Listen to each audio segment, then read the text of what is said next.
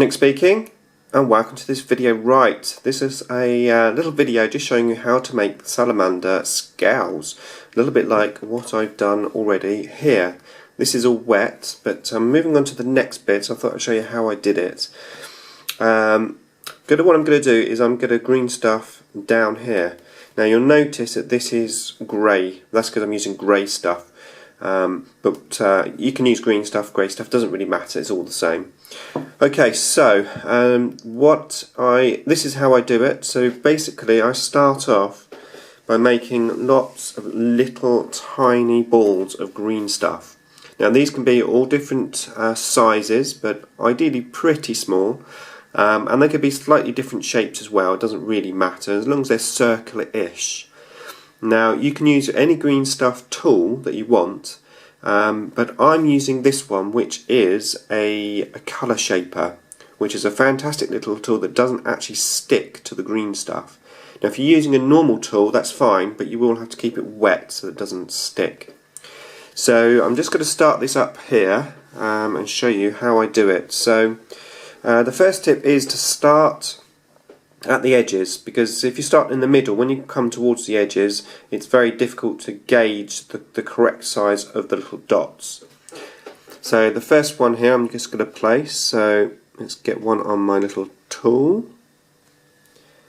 and basically I'm going to go in, a bit shaky, it's a funny angle of the camera, you know, where I'm trying to do it on the camera, but basically put the dot on and squeeze it into place. One dot, and that's it. It's very easy actually. So you literally just take your dots and you just get them together, leave a tiny little gap between the dots, squeeze them into place, and just continue until you have the whole thing done.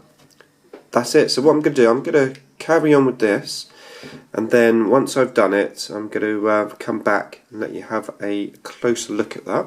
Okay, so that's that section done. So that is just all those dots, all a nice little gap between each one. Make sure they're not just stuck together, because you want to have a little gap. And then what I'm actually going to do on mine is I'm going to, if it can focus, I'm going to go down the front of this as well, just so I think it will look nice that way. Now just one little note, I'm doing it on a Dreadnought here, so there's these little rivets which are going down, so what I'm actually going to do is trim this up. So I'm just going to take these little rivets off, because ideally when you're doing these little scales you want it on a nice flat surface. So I'm just going to go over here, take the rivets off, and then I'm going to go and continue with this green stuff work just down here. Okay, so more to come when I've done that. Okay, there you go, so that's that bit finished. So I went in, I took all the detail off here so it was nice and flat, and just finished up putting the little dots on. So that is how I've done my salamander scales. Hopefully that was useful to you. I've now got to go in and do some fire with the green stuff as well, so may even do a tutorial on that as well. Okay, so that's it from me. Thanks for watching.